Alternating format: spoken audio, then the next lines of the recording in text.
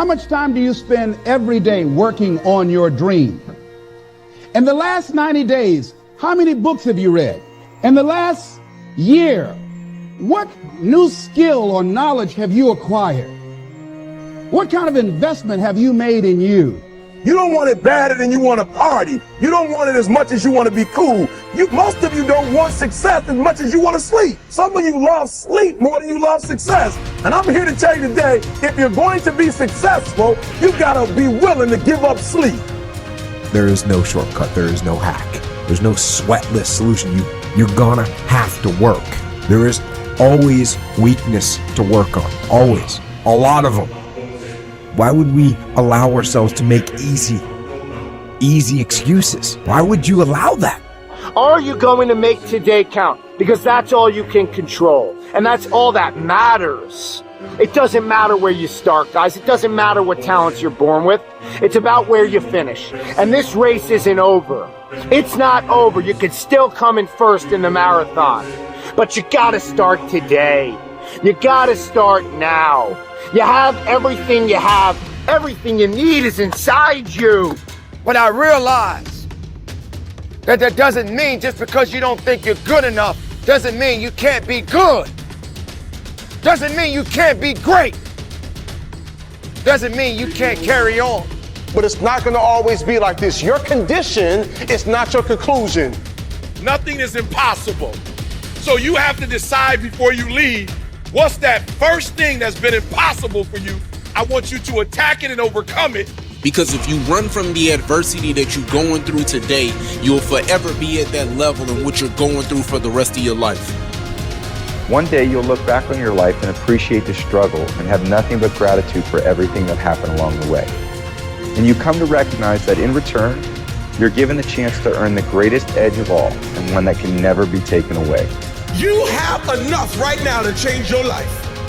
You have enough right now to flip this world upside down.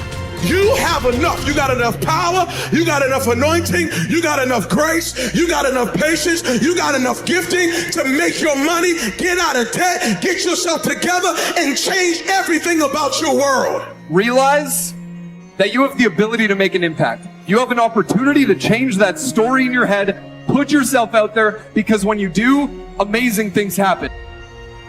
The essence of life is growth. The essence of life is growth, to do the best you can. And here's what's interesting. Humans are the only life form that will do less than they possibly can. Humans are the only life form that will settle for less. Every other life form except human beings strive to its maximum capacity. How tall will a tree grow? Approximately. As tall as it possibly can. You never heard of a tree growing half as high as it could. No, trees don't grow half. Trees send their roots down as deep as possible, stretch their limbs up as high as possible, produce every leaf possible and every fruit possible. As a matter of fact, you never heard of a human physically growing half. We keep growing until we're done. Now that's a part of life we can't control. It's genetically coded. And that's probably why we keep growing till we're done. Because we can't control that part. It's the rest of our growing that we control. The growing of our minds, the expansion of our minds, that we can control. And that's what tends to get away from us. All life forms inherently strive to their max except human beings. Now, why wouldn't human beings strive to their maximum possibility? Here's why. Because we've been given the dignity of choice.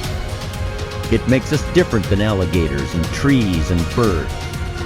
The dignity of choice makes us different than all other life forms. And here's the choice: to become part of what we could be, enough to get by, or to become all that we can be. My best advice for you is to choose the all. Earn all you can, make all the friends you can, read as many books as you can, develop as many skills as you can, see as much as possible, do as much as possible, make as much fortune as possible, give as much of it away as possible. The max. There's no life like it. I'm telling you, once I got on track, I've never looked back. Pick up the challenge. Go for it. Take the best of the two easies. Take the route of it's easy to get ahead. It's easy to do all you can. It's easy to succeed. It's easy to have financial freedom. The more you do, the more you get. See, if you're playing it safe, you're not going to win. If you're playing it safe, like that old saying, you were taught when you're a little girl, better to be safe than sorry. Well, that's a bunch of crap. It's not better to be safe than sorry. It's by trying things that you figure out how far you can go. You got to get outside the box. Like it's reported, Edison tried 3,000 ways before he built the incandescent light. He said he didn't fail 3,000 times. He said there was 3,000 different steps to building a light bulb. Well, there's different steps to get to where you're going. And I really do treat winning and losing exactly the same. I do not let it upset me. Do you think that's a big part of why you're so successful? Well, it's part of why I enjoy it. Yeah, I think it is, because I'll try anything. Like if I'm into an idea, the idea of losing never enters my mind. See, I have worked with giants. I had the good fortune of working with Sir Edmund Hillary. He was the first man to stand on top of the world. And I worked with him on 3 different occasions.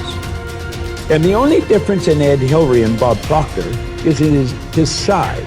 Now, he's gone now, but he was a big man. And he shook hands with me. His hand wrapped right around mine. I felt like a dwarf, And talking to him, like it never entered his mind he wouldn't get to the top of the mountain. But he failed in 1951. He failed in 1952. It wasn't until 1953 that he got to the top of the mountain. People had died for centuries trying to do that. But he said, I knew if I could see it in here, I could hold it out here. Stella Mann wrote that in a book. You can see it in your head, you can hold it in your hand. And that's right. And if you're not prepared to lose, you're never going to win, because you're always playing it safe. And there's no reward in that. Dare to go forward. Winston Churchill once said, courage is rightly considered the foremost of the virtues because upon it all others depend. Courage is the chief distinguishing characteristic of the true leader. It is almost always visible in the leader's words and actions. It is absolutely indispensable to success, happiness, and the ability to motivate other people to be the best they can be. Follow through on your vision. In a way, it is easy to develop a big vision for yourself and for the person you want to be.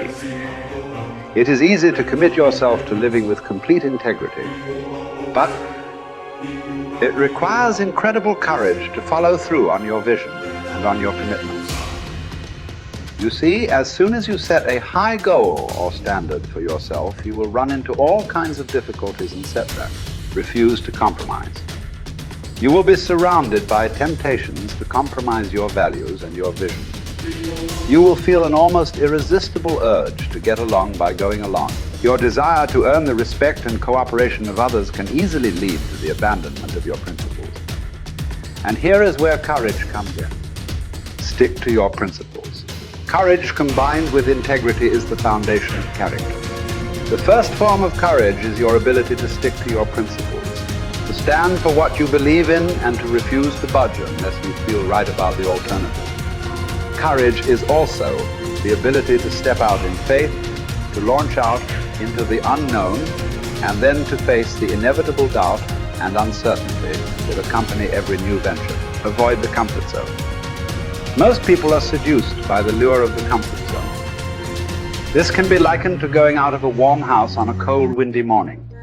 The average person, when he feels the storm swirling outside his comfort zone, rushes back inside where it's nice and warm. But not the true leader.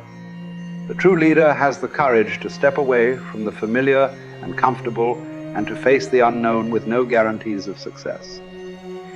It is this ability to boldly go where no man has gone before that distinguishes you as a leader from the average person. This is the example that you must set if you are to rise above the average.